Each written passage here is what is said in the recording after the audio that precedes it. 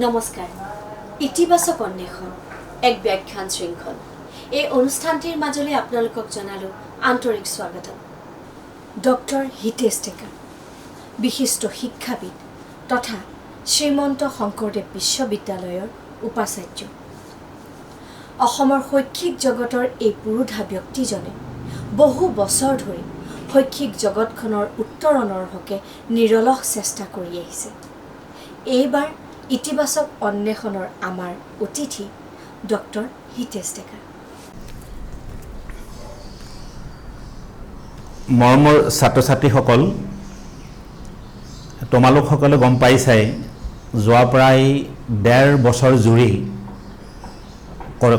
Corona মহামাৰীৰ কাৰণে বা কৰোনা অতিমাৰীৰ কাৰণে সমগ্ৰ মানৱ জাতি আজি প্ৰবল প্ৰত্যাহ্বানৰ সন্মুখীন হৈছে আমাৰ সামাজিক জীৱন বা সমাজ জীৱন বা সমাজৰ গতি আজি স্তব্ধ হৈ গৈছে ইয়াৰ উপৰিও আমাৰ আত্মীয় স্বজন ওচৰত থকা বা দেখি থকা মানুহজন প্ৰতিবেশীজন বা অচিনাকি বহুতো মানুহৰ মৃত্যু ঘটিছে যিবিলাক ছবি আমি বাতৰি কাকত টিভিত দেখি আমি সকলো মৰ্মাহত হৈছোঁ এইখিনি সময়ত প্ৰায় সকলোৱে আমি মানসিক চাপত আছোঁ কেনেকৈ আৰু ইমান দিন কেতিয়া এই অৱস্থাৰ অৱসান ঘটিব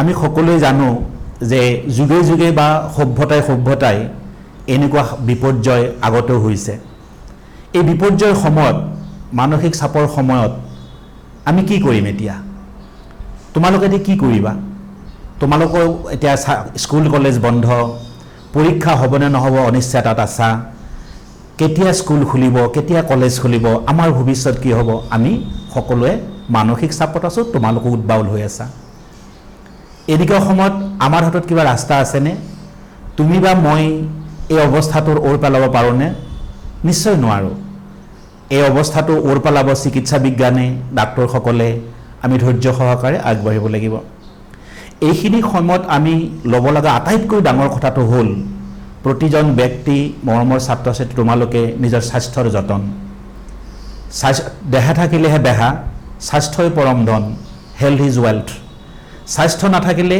জীৱনত একো নাই এই কৰোনা অতিমাৰীৰ সময়ত তোমালোক প্ৰত্যেকেই নিজৰ স্বাস্থ্যৰ যতন ল'ব লাগিব পৰিয়ালৰ স্বাস্থ্য ভালে থাকিব লাগিব সমাজখনৰ স্বাস্থ্য ভালে থাকিব লাগিব তাৰ কাৰণে আমি কি কৰিব পাৰোঁ নিজৰ স্বাস্থ্য ভালে ৰাখিবৰ কাৰণে তোমালোকে সকলোৱে ৰাতিপুৱা আধা ঘণ্টাৰ পৰা 45 মিনিট যোগাভ্যাস কৰিব পৰা যোগাসন কৰিব পৰা প্ৰাণায়াম কৰিব লাগে মেডিটেশ্যন বা ধ্যান কৰিব লাগে মানুহৰ যোগাসনে বা যোগৰ অভ্যাসে আমাৰ শৰীৰটোক এনেকুৱা এটা পৰ্যায়লৈ লৈ যায় তোমালোক যিবিলাকত অভ্যস্ত নহয় অনুমানো কৰিব নোৱাৰিবা তোমালোক সকলোকে মই এইখিনি সময়ত নিজৰ স্বাস্থ্য ভালে ৰাখিবৰ কাৰণে পৰিয়ালৰ স্বাস্থ্য ভালে ৰাখিবৰ কাৰণে ৰাতিপুৱা আধা ঘণ্টাৰ পৰা 45 মিনিট সময় যোগাসন কৰিবলৈ অনুৰোধ জনাইছোঁ ইয়াৰ উপৰিও নিজৰ সুবিধা অনুযায়ী তোমালোকে প্ৰায় 45 মিনিট সময় দৈনিক খোজ কাঢ়িবা নিজৰ চৌহদৰ ভিতৰত হ'ব পাৰে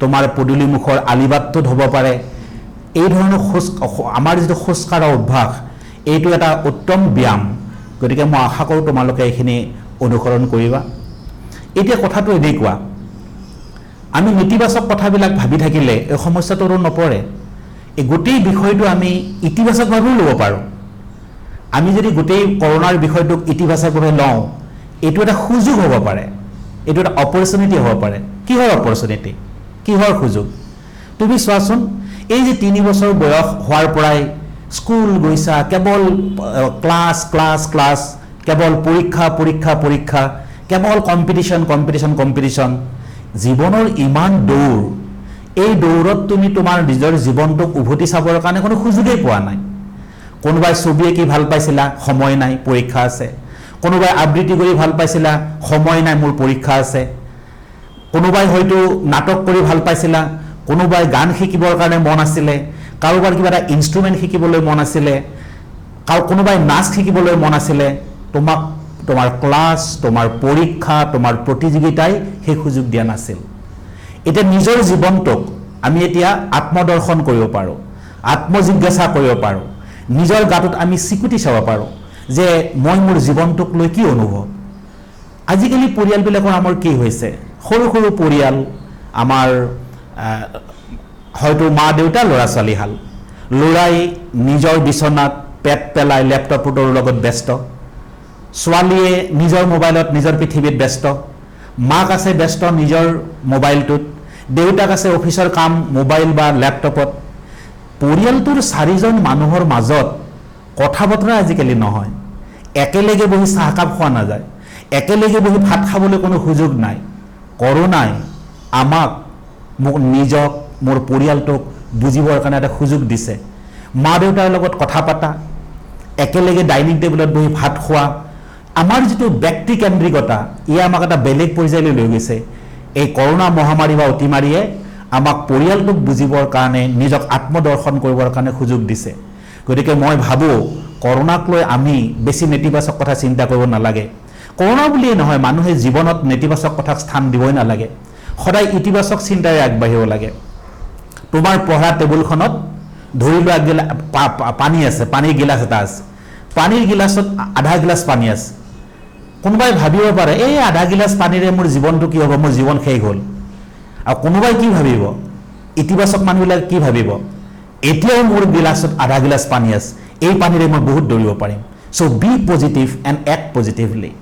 আৰু এটা কথা তোমালোকে চাবাচোন, আমাৰ আচলতে জীৱনত যিটো পজিটিভ এটিটিউড, ইতিবাচক দৃষ্টিভংগী, এই ইতিবাচক দৃষ্টিভংগীয়ে আমাক বেলেগ পৰ্যায়লৈকে লৈ যাব পাৰে।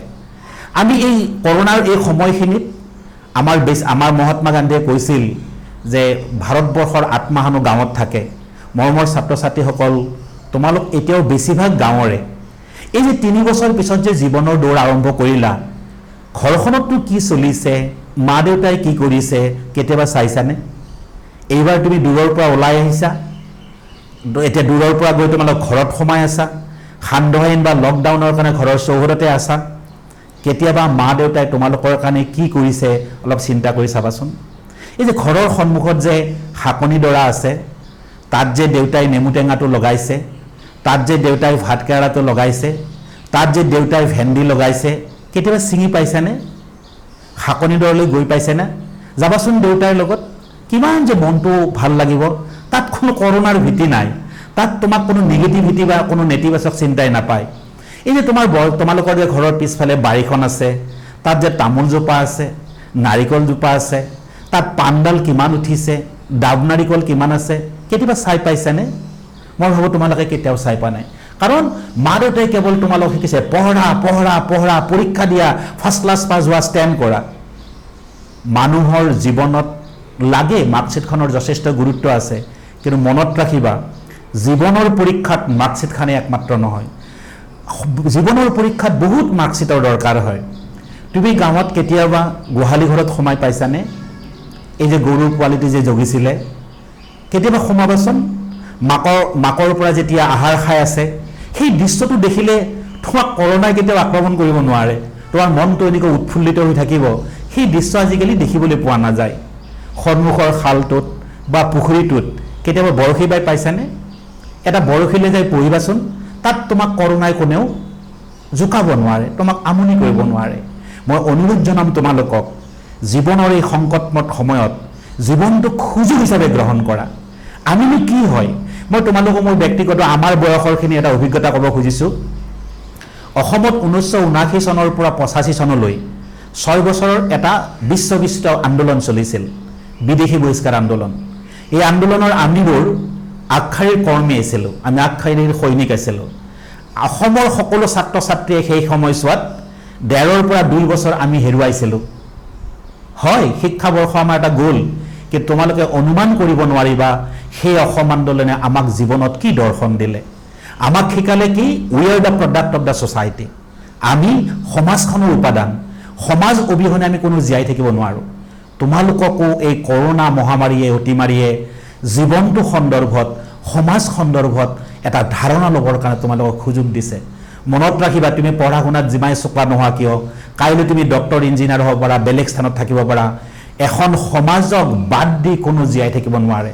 গতিকে তোমালোকৰ আজিকালি বেছিভাগ ছাত্ৰ ছাত্ৰীৰ নতুন প্ৰজন্মই মাটিৰে খোজ কাঢ়িব নাজানে, শিপাৰ সৈতে কোনো সম্পৰ্ক নাথাকে।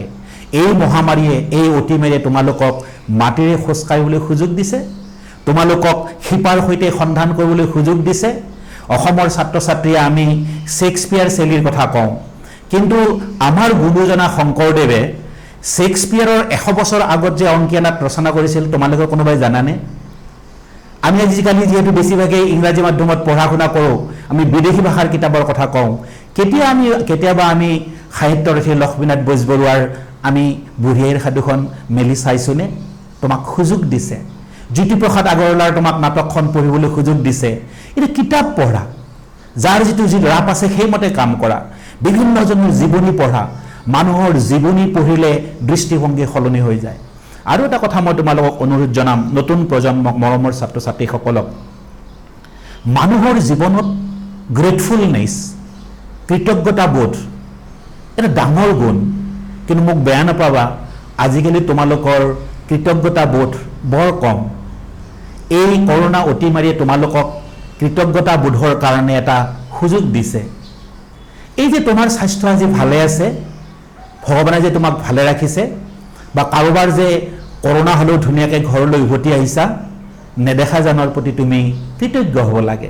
কৃতজ্ঞতা এটা বৰ ডাঙৰ গুণ।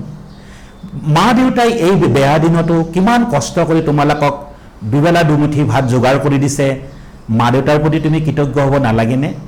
কেতিয়াবা মায়ে যেতিয়া ৰান্ধনি ঘৰত ভাত ৰান্ধি আছে, মাইনো কি কৰিছে বুলি ছোৱালীজনীৰ কাষলৈ যাব নালাগেনে? গতিকে মই ভাবোঁ তোমালোকে কৃতজ্ঞতা বোধটো থাকিব লাগে। এই যে তোমাৰ প্ৰতিবেশী মানুহজনতনো কোন আছে, তাহাঁতৰ সৰু ল'ৰাটো কিমান ডাঙৰ হ'ল। আজিকালি আমি তোমালোকক অভিভাৱকবিলাকে এনেকৈ ডাঙৰ কৰোঁ, কাষৰ মানুহ ঘৰলৈ যাব নিদিওঁ, তেওঁলোকৰ ল'ৰা ছোৱালীক সম্পৰ্ক কৰিব নিদিওঁ। সেইটো কেতিয়াও নকৰিবা। তুমি যেতিয়া খুৰীজনীক দেখিছা, খুৰাজনক দেখিছা, তুমি যেতিয়া জেঠা বা জেঠিক দেখিছা, সুন্দৰ হাঁহি এটাৰে সুধিবাচোন, জেঠা ভালে আছেনে? খুৰীদেউ আপোনালোকৰ ভালনে? হাঁহিৰ কাৰণে কোনো টকা পইচা নালাগে, হাঁহিৰ কাৰণে মানুহ ধনী হ'ব নালাগে, হাঁহিৰ কাৰণে এটা উচ্চ বিল্ডিং নালাগে। হাঁহিয়ে মানুহৰ জীৱনত বেলেগ মানসিক শক্তি দিব পাৰে। হাঁহি থকা, জীৱনটো হাঁহি থকা, উপভোগ কৰা, প্ৰতিটো পল অনুপল, প্ৰতিটো দিন উপভোগ কৰা।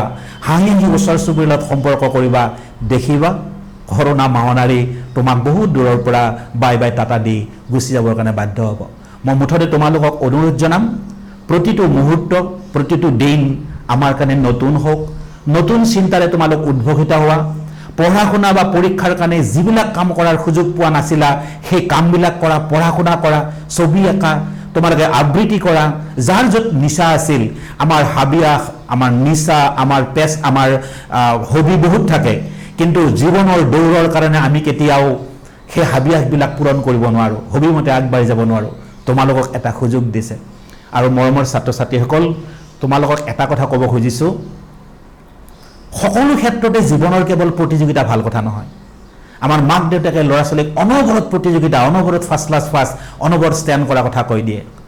মই ধৰি ল'লোঁ তুমি ৰাস্তাটোত তুমি ঘণ্টাত 100 কিলোমিটাৰত, 120 কিলোমিটাৰত, 140 কিলোমিটাৰত গাড়ীখন চলাই গৈছা। তাৰপিছতো তোমাৰ সন্মুখত ৰাস্তাত কোনোবা থাকিব নে নাথাকিব? কোনোবা থাকিবই। গতিকে জীৱনত সকলোতে ফাৰ্ষ্ট হ'ব লাগিব, এই কথাটো কেতিয়াও মই বিশ্বাস নকৰোঁ। গতিকে তোমালোক সকলোকে মই আশা কৰোঁ কুশলে থাকিবা, জীৱনটোক নতুনকৈ তোমালোকে চাব শিকা। কবিসকলে কৈ গৈছে, ৰাতি যিমানে এন্ধাৰ হয়, ৰাতি পুৱাবলৈ সিমানে কম সময় থাকে।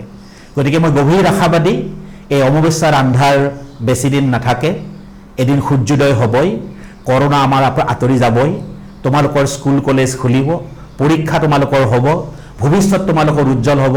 গোটেই জীৱনটো ৰসাতলে গ'ল বুলি অনাহক নেতিবাচক কথাৰ দ্বাৰা উদ্বুদ্ধ হৈ নাথাকিবা, বৰঞ্চ প্ৰতিটো মুহূৰ্তত, প্ৰতিটো পল অনুপল, প্ৰতিটো দিন তোমালোকে ইতিবাচক দৃষ্টিভংগীৰে আগবাঢ়া, হাঁহি থকা, আমাৰ জীৱন অনুপম জীৱন।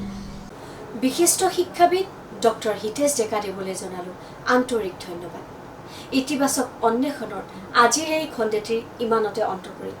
কাইলৈ আমাৰ মাজত অতিথি হিচাপে উপস্থিত থাকিব সুপ্ৰতিষ্ঠিত লেখিকা অনুৰাধা শৰ্মা পূজাৰী বাইদেউ। গতিকে চাই থাকিব ইতিবাচক অন্বেষণ, এক ব্যাখ্যান শৃংখল। কৰোণাক পৰাভূত কৰি আমি জয়ী হ'বই লাগিব। বিশ্ব সংবাদ কেন্দ্ৰ অসমৰ আয়োজন ইতিবাচক অন্বেষণ, এক ব্যাখ্যান শৃংখল।